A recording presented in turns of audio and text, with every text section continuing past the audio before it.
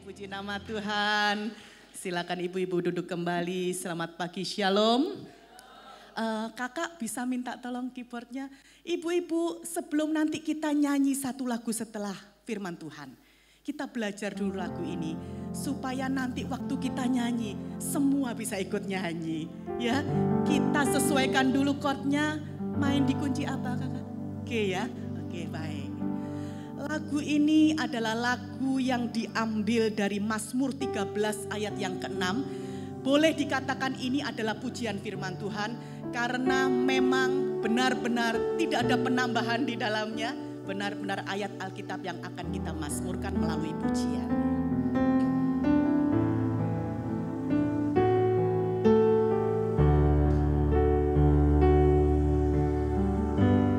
Aku mau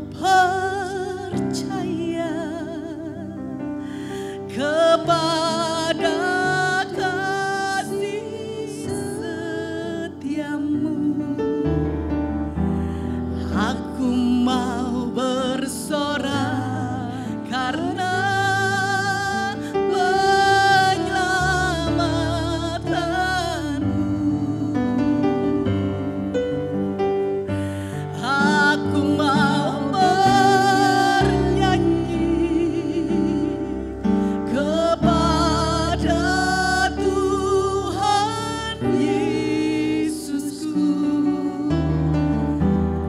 karena Dia telah berbuat baik kepadaku.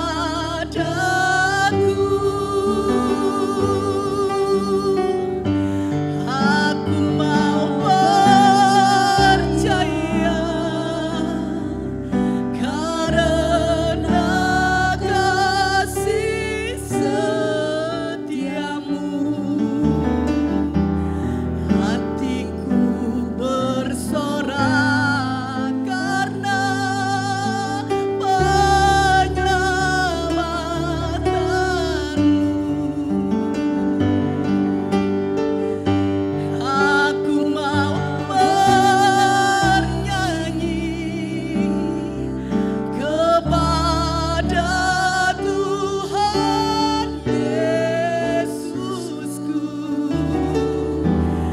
Karena Dia telah berbuat baik kepadaku. Karena Dia telah berbuat baik kepadaku.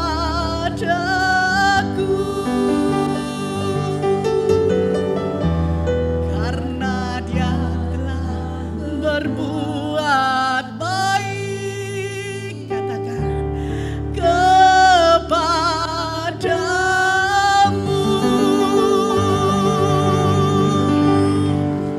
Puji Tuhan. Ibu-ibu yang dikasihi Tuhan, Rehoboth Women Ministry. Tema sinode kita bulan ini berbicara tentang the sweet savor of Christ. Ya, kalau lihat tema ini berarti bulan ini gereja mau kita tahu dan menikmati kebaikan Tuhan, betul ya. Dari tema ini akan kita belajar firman Tuhan dengan judul Tuhan telah berbuat baik kepadamu. Kita akan buka Alkitab kita Mazmur 13 ayat 1 sampai ayat yang ke-6. Saya akan baca ayat 1, saudara ayat 2, dan seterusnya. Ya. Mazmur 13 ayat 1 sampai yang ke-6. Doa kepercayaan untuk pemimpin biduan Mazmur Daud. 2, 3.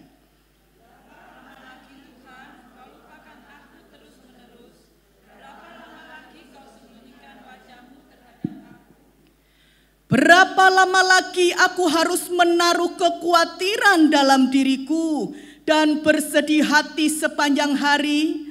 Berapa lama lagi musuhku meninggikan diri atasku?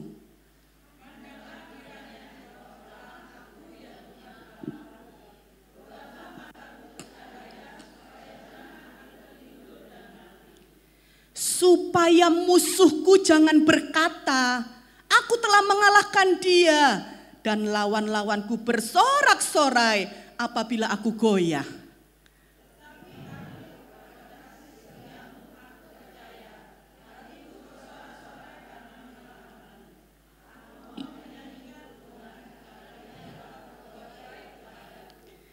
Amin. Berbahagialah semua kita yang membaca, mendengar, terlebih melakukan firman Tuhan. Ibu-ibu yang dikasihi Tuhan, kita kalau mendengar dan membaca Mazmur, pasti pikiran kita berpikir tentang Daud. Walaupun sebenarnya Mazmur sendiri tidak hanya Daud yang menulis, banyak yang nulis. Tapi memang kebetulan yang kita bahas pagi ini di pasal 13 ini yang nulis Daud. Di pasal 13 ini disebutkan bahwa Daud ini menggambarkan keadaan hatinya, keadaan hidupnya yang gundah gulana, keadaan kehidupannya yang benar-benar dihimpit oleh masalah yang besar. Tapi seakan-akan Tuhan tidak mendengar dia. Seakan-akan Tuhan itu tidak menolong dia. Seakan-akan Tuhan menyembunyikan wajahnya terhadap dia. Tapi di akhir ayat yang ke-6 ada sebuah perubahan yang begitu besar di mana Daud menceritakan jiwanya kembali dipulihkan oleh Tuhan.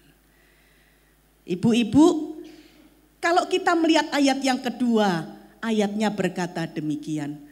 Berapa lama lagi Tuhan kau lupakan aku terus-menerus? Berapa lama lagi engkau menyembunyikan wajahmu terhadap aku? Daud di sini sedih.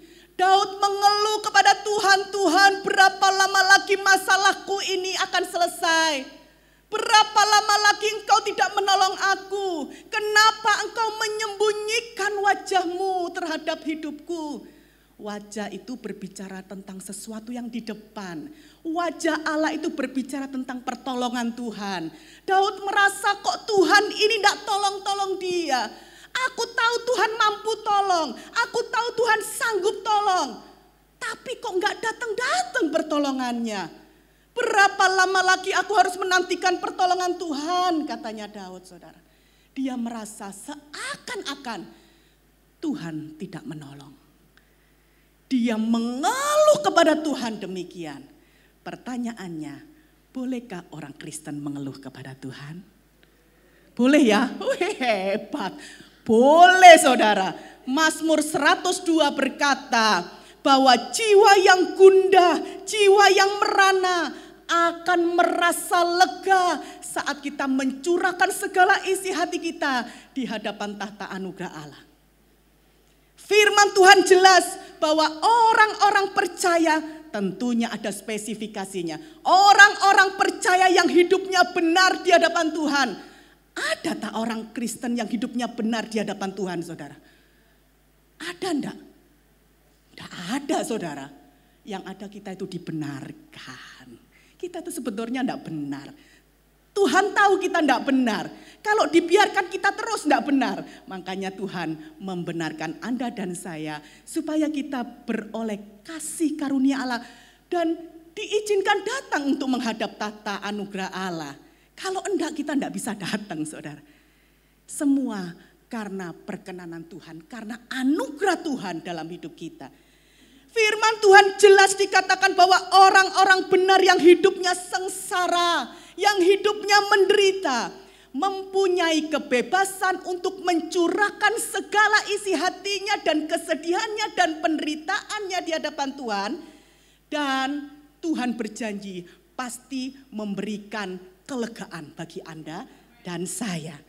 Nah, saudara, Tuhan kita sangat mengerti kekurangan dan kelemahan hidup kita.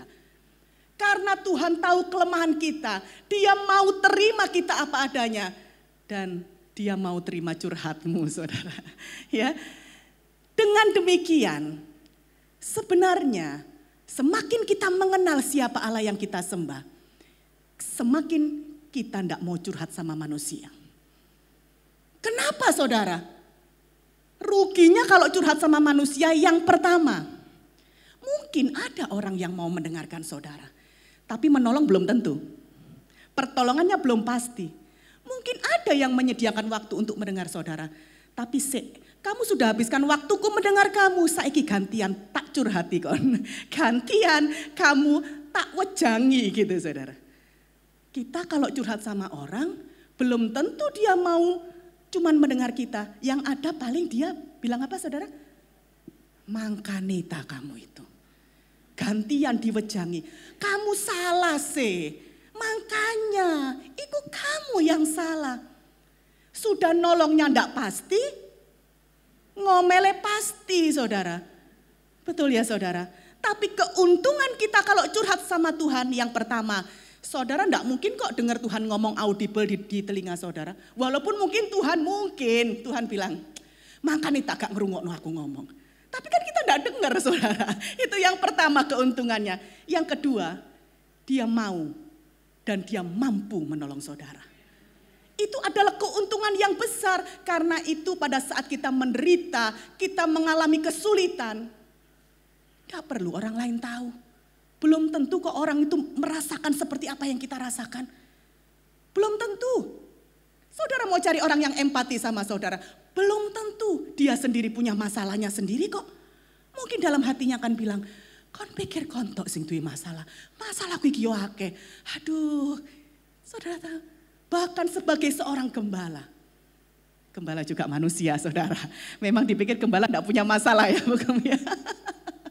Gembala juga manusia yang punya masalahnya sendiri. Hanya karena panggilan Tuhan, mau tidak mau harus mendengarkan. Tetapi seberapa besar sih pertolongan yang dapat dilakukan manusia? Seberapa besar saudara harapkan manusia tolong saudara? Sesuatu yang belum pasti. Tapi kalau pertolongan Tuhan itu pasti saudara. Karena itu mulai sekarang kalau bisa enggak usah curhat sama manusia.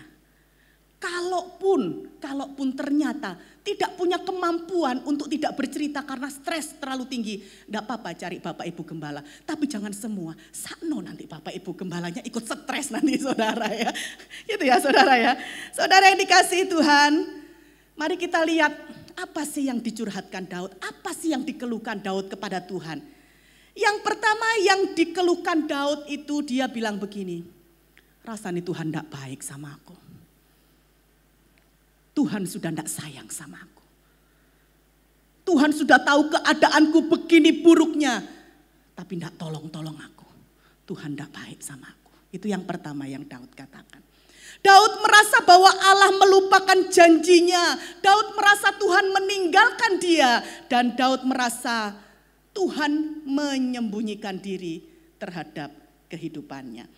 Nah saudara, ungkapan kekesalan dari seseorang yang sudah dikuasai rasa takut, rasa khawatir, rasa cemas, dan berharap ekspektasinya tinggi bahwa akan datang pertolongan, tapi ternyata pertolongannya tidak datang, maka biasanya orang itu akan berpikiran jahat. Saya ini kesel, saya ini sudah capek dengan masalah hidupku. Saya ini sudah takut, khawatir, sudah cemas akan hidupku. Aku berharap Tuhan menolong aku, tapi ternyata Tuhan pun tidak tolong. Tuhan jahat. Itu biasanya manusia begitu, saudara. Masa Tuhan tidak tahu aku sudah sampai mau bunuh diri nih? Aku sudah stres berat. Masa Tuhan tidak tahu sih? Tapi kenapa Tuhan tidak tolong-tolong? Berarti Tuhan jahat. Itu manusiawi, saudara. Itu yang terjadi kepada Daud. Tetapi ingat, pernyataan Daud ini dan apa yang dilakukan Daud ini tidak boleh dinormalisasi dalam kehidupan kekristenan. Artinya, apa yang dilakukan Daud ini tidak bisa menjadi teladan bagi kita sehingga kita bilang gini, orang Daud, orang yang berkenan kepada Tuhan aja bilang Tuhan jahat, tidak ditolong-tolong sama Tuhan, berarti aku pun boleh toh bilang Tuhan jahat. Tidak bisa begitu saudara. Karena kita harus tahu bahwa Alkitab ini, semua yang tercatat di dalamnya tidak hanya hal yang baik. Tidak hanya semua hal-hal yang baik untuk ditiru, tetapi semua hal-hal yang tidak patut ditiru pun ditulis supaya apa? Supaya kita mengerti dan tidak melakukan yang sama. Saudara yang dikasihi Tuhan, apakah benar Tuhan itu meninggalkan kita? Apakah orang-orang yang belum merasa belum ditolong Tuhan, apakah boleh berkata bahwa Tuhan itu tidak baik? Tuhan tidak baik, Tuhan meninggalkan aku. Apakah benar Tuhan itu meninggalkan kita, saudara? Rupa-rupanya pernyataan Daud ini perlambangan Kristus di atas kayu salib. Karena memang Yesus disebut anak Daud. Banyak dalam Mazmur itu adalah nubuatan-nubuatan dan dikutip kembali oleh Yesus di atas kayu salib, di mana Yesus berkata pada saat disalib, Eloi, Eloi, lama sabatani. Ya Bapa, mengapa Engkau tinggalkan aku? Oh, Yesus sendiri ternyata mengutip apa yang Mazmur Daud ini katakan. Eloi, Eloi, lama sabatani. Ya Bapa, mengapa Engkau meninggalkan aku? Orang yang ditinggalkan Tuhan itu tidak hidup, saudara. Begitu Tuhan meninggalkan, kita merasa hidup kita tidak hidup. Ini adalah perlambangan dari Yesus di atas kayu salib. Saudara, perlu dipahami, kadang-kadang saudara, kadang-kadang Tuhan itu menyembunyikan wajahnya. Kadang-kadang pertolongan Tuhan itu memang tidak datang-datang kepada anak-anaknya. Seolah-olah dia tidak menolong, tapi bukan dia tidak perhatikan, saudara. Seolah-olah tidak datang dalam hidup kita. Yang pertama mungkin karena ekspektasi kita berbeda. Harapan kita Tuhan menjawab seperti apa yang kita inginkan. Tetapi ternyata Tuhan menjawab tidak seperti apa yang kita harapkan. Sehingga seolah-olah Tuhan tidak menjawab kita. Itu mungkin yang pertama. Tetapi memang ada kalanya Tuhan itu menahan. Pertolongannya tidak datang, seolah-olah menunda-nunda pertolongannya datang kepada anak-anaknya dan membiarkan anak-anaknya berjalan dan meraba dalam kegelapan. Dalam tafsirnya ditulis demikian. Tapi saya tidak sedang membahas ini.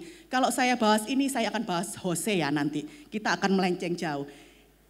Ada waktunya untuk membahas kenapa pertolongan Tuhan seolah-olah tidak datang.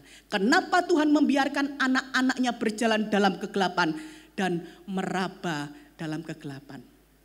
Kita stop tidak membahas itu. Yang kedua, apa yang dicurhatkan oleh Daud kepada Tuhan? Daud curhat sama Tuhan, dia bilang, aku ini sedih Tuhan. Aku ini menderita. Aku ini gelisah Tuhan. Daud merasa tersiksa karena kekhawatiran yang timbul dari dirinya sendiri. Daud bingung, aku ini bingung atas persoalanku. Aku tidak tahu apa yang harus aku lakukan. Otakku sudah buntu, pikiranku cupet, aku sudah tidak bisa mikir apa-apa lagi. Dan Daud bilang, aku merasa tidak ada seorang pun yang menolong aku. Entah itu orang terdekatku, keluargaku. Tidak ada seorang pun dari mereka yang mau menolong aku. Aku sudah melakukan banyak cara, banyak hal. Tapi ternyata apa yang aku lakukan semua gagal total. Saudara, hati-hati dengan kecemasan. Hati-hati dengan kekhawatiran yang berlebihan. Karena kecemasan, kekhawatiran yang berlebihan itu akan membuat kita jadi beban berat. Karena sesungguhnya kecemasan, kekhawatiran itu adalah sesuatu yang belum terjadi dalam hidup kita. Betul? Kenapa kita cemas? Kenapa kita khawatir? Kan belum terjadi, saudara. Tapi itulah manusia. Iso ngomong gak iso nglakoni. Saya sendiri juga pernah dilanda kekhawatiran. Saya juga ya cemas kok. Tapi saat saya ingat firman Tuhan ini, kenapa jadi beban berat? Orang belum terjadi. Ya usahakan dulu saudara. Berupayalah dulu. Kecuali kalau itu sudah terjadi, barulah kita pikirkan jalan keluarnya. Tapi jangan pernah kita cemas, khawatir untuk sesuatu yang belum terjadi. Kenapa? Masih ada waktu. Tuhan itu memang sering, saudara, sering kali melakukan pekerjaan itu di detik-detik terakhir. Kenapa kok di detik-detik terakhir? Supaya kita sudah berserah total. Dan supaya kita tahu bahwa itu pertolongan benar datang dari Tuhan. Lek di awal Tuhan sudah tolong, pasti saudara akan bilang, alah cuman kecil aku ya bisa kok melakukannya. Ini perkara kecil sudah biasa terjadi. Aku mampu kok mengatasinya sendiri. Tapi kalau sudah mentok, sudah tidak ada jalan keluar, sudah putus asa. Dan Tuhan datang menolong tepat di detik-detik terakhir. Kita akan lebih bersuka cita karena pertolongan Tuhan. Amin saudara. Itu yang Tuhan mau, supaya kita ini tidak sombong sebetulnya saudara. Termasuk saya adalah orang yang dulu sombong. Merasa sembarang iso, rasanya kayak wanita sembarang isa. Bahkan setelah jadi gembala pun, tetap saja saya bilang, Tuhan aku tidak mau tidak kerja. Karena aku kerja ini sudah dari umur 17 tahun. Aku tidak mau kalau tidak kerja. Sampai hari ini, aktif kerja saya saudara. Tapi puji Tuhan, Tuhan memberikan damai sejahtera, kekuatan. Tuhan memberikan tanda-tanda, memang saya harus tetap bekerja. Suami saya yang full time, kenapa? Karena memang ternyata pelayanan itu butuh dana saudara. Dan kita tidak bisa berharap kepada manusia. Dan saya berpikir dari siapapun, melalui apapun, Tuhan punya banyak cara. Termasuk melalui saya kerja, bisa mendukung pelayanan, itu pun adalah cara Tuhan untuk menolong pekerjaannya. Itu bicara mindset, cara berpikir, teologi. Masing-masing orang punya cara pandang yang berbeda. Walaupun beberapa hamba Tuhan besar berkata kepada saya, siap-siap ya full time. Sorry, saya tidak mau. Langsung saya, Tuhan ampun ya, tapi saya tidak mau sungguhan Tuhan, saya tidak mau. Karena saya tidak mau tergantung, saya bilang. Takut saya. Tetap saja takut, tetap saja khawatir. Apakah boleh? Ya sebenarnya enggak boleh. Makanya saya minta ampun sama Tuhan. Tapi saya tolong Tuhan, bukannya saya ini mau ngotot, tapi saya berharap jangan Tuhan. Saya tetap mau produktif. Wong saya ini loh muda dan saya mencintai pekerjaan yang sudah saya lakukan selama 30 tahun. Itu mohon sama Tuhan. Tapi ditutup dengan doanya apa saudara? Biar kehendak Tuhan yang jadi ya saudara. Karena kita juga tidak tahu jalan-jalannya Tuhan bagi kita seperti apa. Kita juga tidak tahu umur kita seberapa gitu saudara. Saudara jangan cemas yang berlebihan. Karena cemas yang berlebihan itu akan membuat kita jadi beban berat. Cemas khawatir yang berlebihan tidak ada gunanya. Karena sebetulnya itu adalah sesuatu yang belum terjadi dalam kehidupan kita. Yang ketiga yang dicurhatkan Daud kepada Tuhan. Daud bilang gini, Tuhan hidupku terancam. Wes bahaya ini Tuhan. Kehidupanku ini sudah berbahaya. Hidup sedang susah-susahnya. Hidup sedang dalam tekanan yang begitu besar. Orang-orang yang ada di sekeliling Daud bukannya membantu malah ngilokno Daud. Orang-orang yang ada di sekelilingnya bukannya mendukung dia, tapi bahkan mereka nyukurin Daud. Kapokmu kapan? Rasakno kamu gitu ya saudara. Karena memang waktu itu banyak sekali orang-orang yang terdekat Daud. Kelihatannya dekat tapi ternyata musuh dalam selimut saudara. Itu yang terjadi saat itu. Saudara, itu sebabnya kenapa curhat kepada Tuhan lebih menguntungkan daripada curhat kepada manusia. Dalam segala aspek curhat kepada Tuhan sangat memberikan benefit yang tinggi daripada saudara curhat kepada manusia. Kalau tidak kuat, cari Bapak Ibu Gembala saja. Jangan cari yang lain. Ya, ada Ibu Gembala senior. Paling aman, cari yang memiliki kerohanian yang lebih tinggi. Supaya apa? Supaya advice-nya, supaya sarannya tidak berbahaya untuk saudara. Lalu yang ketiga, ayat ini berkata demikian. Berapa lama lagi aku harus menaruh khawatir dalam diriku dan bersedih hati sepanjang hari nangis terus. Dan berapa lama lagi musuh-musuhku meninggikan diri atasku. Musuh-musuhku merasa sudah mengalahkan aku dan mereka senang sekali melihat aku jatuh. Biasa saudara, musuh-musuh pasti akan bersorak-sorai kalau kita jatuh. Itu biasa, itu manusiawi saudara. Nah saudara yang dikasihi Tuhan, berapa lama lagi penderitaan ini harus berlangsung dalam kehidupan kita? Saudara, penderitaan yang dialami dalam kurun waktu yang lama. Ya, saya ulangi. Penderitaan yang kita alami dalam kurun waktu yang lama. Ini perasaan penderitaanku tidak cuma setahun. Sudah 10 tahun, sudah 15 tahun aku menderita dengan penderitaan yang sama ini. Biasanya membuat kita hilang kesabaran. Dan pikiran kita seringkali tergoda dan berpikir gini. Ini masalah tidak selesai-selesai. 1 tahun, 5 tahun, 10 tahun, 15 tahun. Kok tidak selesai-selesai ya? Wah rasanya ini tidak bakalan selesai sampai aku mati. Iya kalau aku hidup 80 tahun, umurku sekarang contoh, umurku sekarang 47 tahun. Ini rasanya masalah ini tidak akan selesai sampai aku umur 80 tahun. Sia-sia aku hidup sampai 80 tahun, kok sedih begini terus, menderita begini terus. Wes aku tak mati ay. Loh betul enggak saudara? Padahal dia lupa, umurnya belum tentu 80. Bisa jadi saya 47 besok pagi dipanggil Tuhan. Bisa jadi nanti 50 tahun saya dipanggil Tuhan.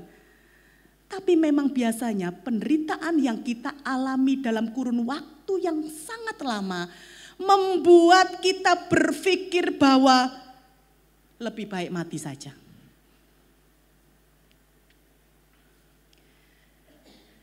Biasanya orang-orang yang berpikir seperti itu karena dia tidak tahu bahwa segala sesuatu pasti ada akhirnya.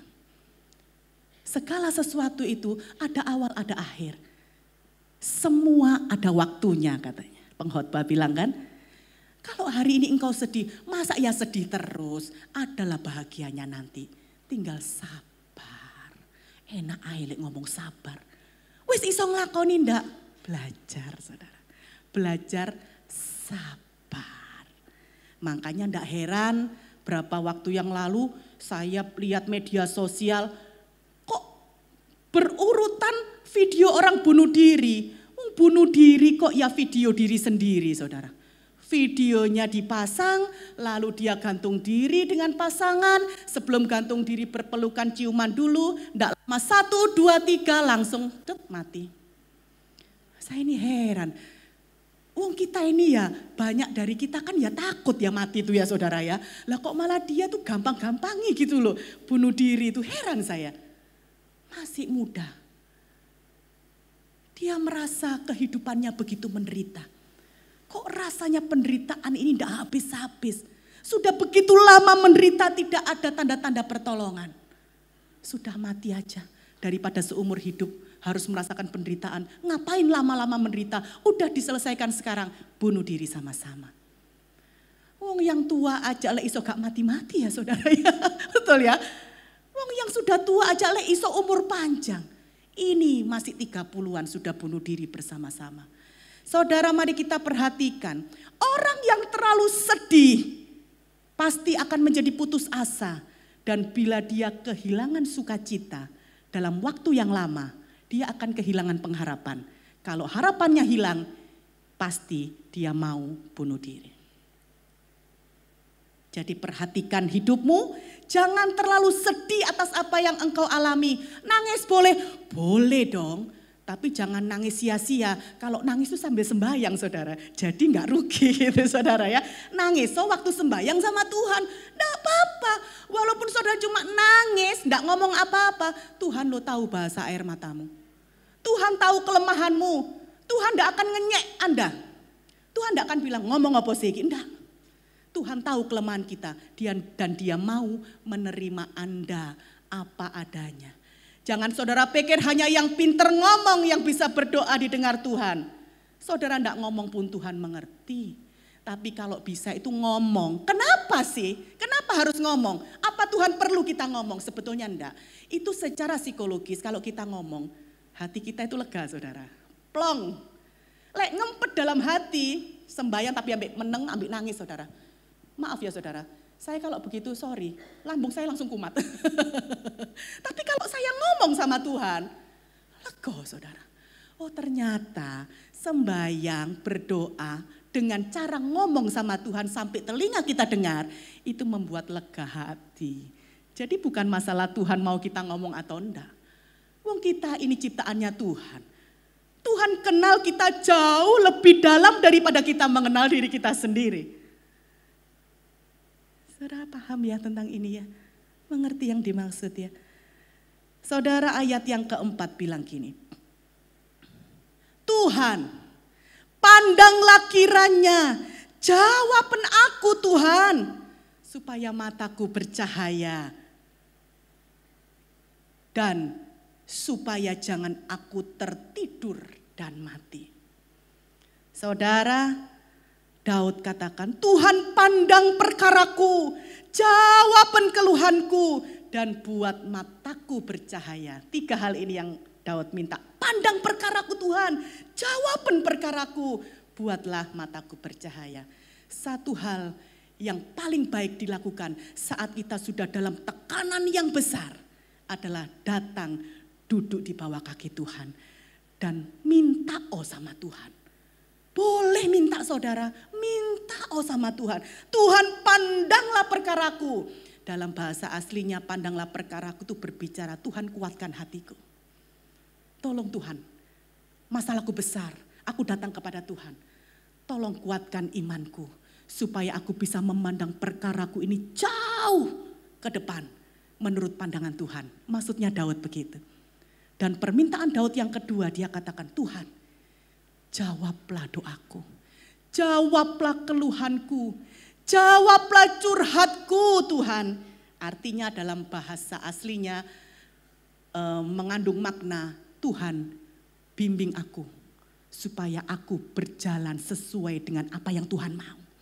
Bimbinglah jalanku dan mampukan aku menyelesaikan perkara ini. Gitu, saudara. Karena ternyata di dalam menyelesaikan perkara kita, bukan Tuhan tok yang kerja, tapi kita semua harus ikut turut ambil bagian di dalamnya. Tetapi tanpa hikmat Tuhan kita tidak bisa. Karena itu kita harus minta pada Tuhan, jawab aku, bimbing aku, tuntun jalanku, kuatkan aku sampai aku menang bersama-sama dengan Tuhan. Dan yang ketiga yang Daud doakan adalah, buatlah mataku bercahaya. Saudara, mata bercahaya ini berbicara tentang kebahagiaan. Daud berkata sama Tuhan, aku tahu masalahku besar, aku tahu kesesakanku besar. Tetapi di dalam kesesakan itu, kalau ada Tuhan bersamaku, aku tetap berbahagia. Mungkin penderitaanku, persoalanku belum selesai sampai saat ini. Tetapi damai sejahtera Tuhan memenuhi kehidupan kita. Sehingga orang lain pun akan melihat, masalahnya besar loh orang itu. Aku tahu dia berat hidupnya, tapi tak lihat kok tidak kehilangan sukacita. Ini yang Daud minta. Minta Tuhan kuatkan imannya supaya bisa memandang perkaranya jauh lebih ke depan sesuai dengan pandangan Tuhan. Minta Tuhan kuatkan, Tuhan tuntun langkah hidupnya sehingga dia dimampukan menyelesaikan masalahnya dengan kemenangan. Dan yang ketiga, dia minta Tuhan memberikan damai sejahtera sehingga sekalipun di tengah masalah, sekalipun tekanannya besar, tetapi dia tetap bersukacita di dalam Tuhan. Itu yang harus dilakukan oleh orang percaya. Ayat yang kelima. Supaya musuhku jangan berkata, aku sudah mengalahkan dia. Nah, kalahkan dia. Dan lawan-lawanku bersorak-sorai melihat kejatuhanku, katanya Daud. Kenapa Daud minta Tuhan memberikan sukacita dan kebahagiaan dalam dirinya? Alasannya ternyata supaya tidak dinyek sama musuh-musuhnya. Supaya ndak diilok-ilokno sama musuh-musuhnya, gak dikapok-kapokno sama musuhnya. Karena sesungguhnya firman Tuhan berkata dalam Roma 10 ayat 1, barang siapa percaya kepada Tuhan, tidak akan dipermalukan. Tuhan tidak akan permalukan anak-anaknya, apalagi kalau kita hidup benar di hadapan Tuhan. Orang-orang jahat berencana menjatuhkan kita, tapi Tuhan menolong kita. Sehingga mereka tidak bisa berkata, tuh orang benar katanya, jatuh juga kan? Tuhan tolong kita di situ. Saudara, barang siapa percaya kepada Tuhan, tidak akan dipermalukan. Dan ayat yang ke-6 yang terakhir, ini adalah anti klimaks. Kalau ayat pertama itu menjelaskan bagaimana gelisah gundah gulana Daud, ayat yang ke-6 ini anti klimaks. Di mana Daud berkata, dia kembali disegarkan jiwanya. Dan dia berkata, tetapi walaupun masalahku berat seperti itu, walaupun sepertinya Tuhan tidak menolong aku, walaupun aku ini dalam tekanan yang besar, walaupun aku terhimpit kehidupanku, tapi setelah aku datang berlutut di bawah kaki Tuhan, aku percaya. Dikatakan, aku percaya kepada kasih setia Tuhan. Hatiku bersorak-sorai karena Tuhan sudah menyelamatkan aku.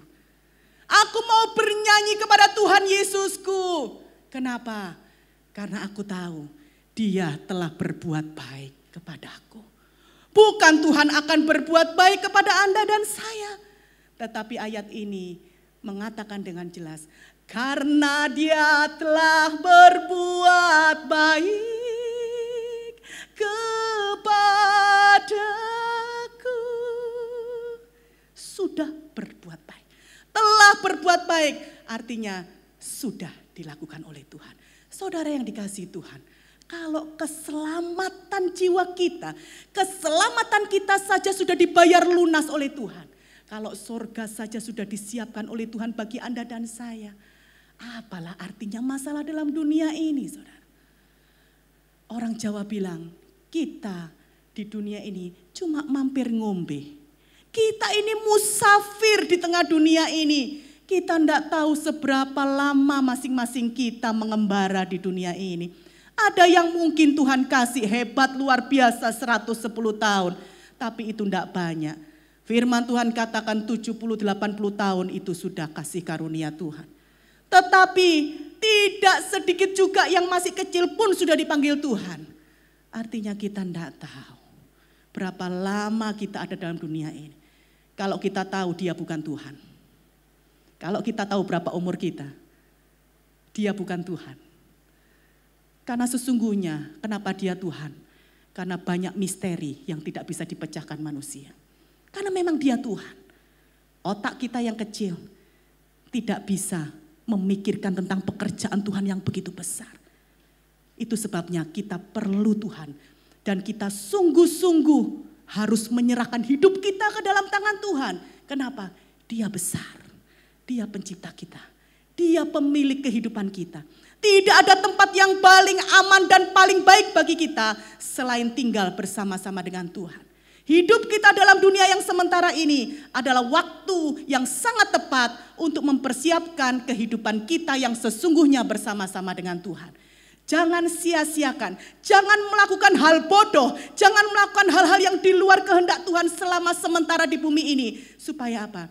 Supaya engkau benar-benar bisa masuk dalam hidup yang sebenarnya. Jangan mau rugi yang sekarang. Ada seorang filsafat berkata, apa sih ruginya kamu kalau percaya sama Tuhan? Kalaupun ternyata kamu percaya surga itu ada, tapi ternyata surga itu tidak ada, apa ruginya buat kamu untuk hidup baik dalam dunia ini? Tapi kalau kamu tidak percaya bahwa surga itu ada, ternyata kamu hidup seenaknya, ternyata surga ada. Rugi enggak kamu, saudara? Ngerti ya maksudnya ya? Artinya, enggak ada ruginya. Loh, orang dunia aja ngerti enggak ada ruginya percaya sama Tuhan. Enggak ada ruginya percaya surga itu ada. Supaya apa? Membatasi kita untuk terus melakukan yang baik dalam kehidupan kita. Saudara yang dikasihi Tuhan, ayat yang terakhir ini mengajarkan kita bahwa pada saat masalahmu besar, pergumulanmu berat, kesesakanmu sangat hebat, penderitaanmu begitu berat, datang di hadapan tahta anugerah Allah dan pujilah Dia. Katakan, Tuhan, aku percaya kepada kasih setiamu. Aku bersorak karena aku tahu Tuhan sudah menyelamatkan hidupku. Dan yang ketiga, ayat yang ke-6 ini di kalimat yang ketiga berkata, ingatlah Tuhan sudah berbuat baik. Berbuat baik dalam kamus besar bahasa Indonesia ini berbicara tentang sesuatu yang baik, yang sempurna, yang elok, yang teratur gitu. Itu baik dalam kamus besar bahasa Indonesia. Tetapi ternyata dalam bahasa Ibrani yang dipakai di sini memakai kata gaumal, arti dari berbuat baik di ayat yang ke-6 ini adalah satu, Tuhan melakukan yang baik, Tuhan memperlakukanmu dengan baik, Tuhan mendatangkan yang baik bagimu, Tuhan membalaskan kesalahan musuh-musuhmu, Tuhan memberimu keberuntungan, Tuhan menangani hidupmu dengan baik, Tuhan melayani engkau dengan baik. Dan yang terakhir ditutup, Tuhan memberi kita kemenangan besar. Saudara yang dikasihi Tuhan, Tuhan sudah berbuat baik kepada Anda. Tuhan sudah melayani Anda dengan baik. Tuhan sudah melakukan yang baik untuk Anda. Tuhan sudah memperlakukanmu dengan baik, mendatangkan kebaikan demi kebaikan. Tuhan menangani hidupmu dengan baik. Tuhan sudah memberikan kemenangan kepadamu. Apa yang kurang dari Tuhan? Apa yang engkau perlukan lagi dalam hidupmu yang engkau mau Tuhan lakukan? Tuhan lakukan dengan baik dan sempurna bagi Anda dan saya. Pagi hari ini saudara yang dikasihi Tuhan, mungkin sebagian Anda berkata, oh tidak masalah, hidupku baik-baik saja kok. Aku tidak punya masalah, aku tidak menderita, aku tidak dalam tekanan. Hidupku baik-baik saja, semua baik, ekonomi baik, keluarga baik, normal lah. Kalau itu terjadi dalam hidupmu, engkau patut mengucap syukur pagi hari ini. Karena banyak dari kita yang sedang mengalami masalah pergumulan, penderitaan, kesesakan yang begitu hebat. Bagi Anda yang saat ini mengalami kesesakan seperti yang Daud alami, firman Tuhan mengingatkan kepada kita, dalam kesesakan tidak usah cari manusia, cari Tuhan. Karena Dia pasti memberikan engkau kelegaan dan Dia pasti akan memberikan pertolongan kepadamu. Dalam kesesakan, tahan mulut ya, supaya kita tidak berkata-kata yang buruk kepada Tuhan. Karena sesungguhnya Tuhan tidak pernah melakukan kita dengan buruk. Dalam penderitaan, bersabar. Karena semua pasti ada akhirnya. Dan yang terakhir, dalam kesesakanmu, tetaplah percaya, tetaplah memuji Tuhan.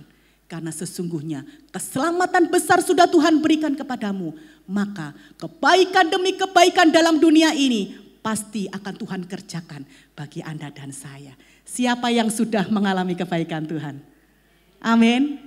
Beginilah firman Tuhan pagi ini. Kiranya firman Tuhan ini memberikan kekuatan untuk kita boleh menjalani kehidupan kita di dunia nyata ya. Tuhan Yesus memberkati kita. Mari semua kita bangkit berdiri bersama-sama. Kita angkat pujian tadi sebagai bukti iman kita melalui pujian kepada Tuhan. Tuhan, aku percaya kepada kasih setiamu. Dan aku mau bersorak-sorai pagi ini karena Engkau telah menyelamatkan kehidupanku.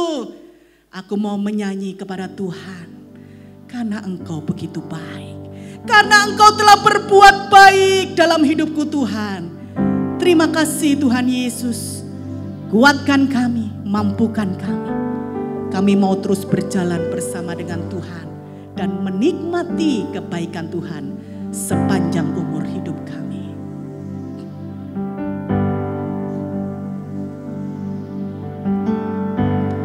Aku mau percaya karena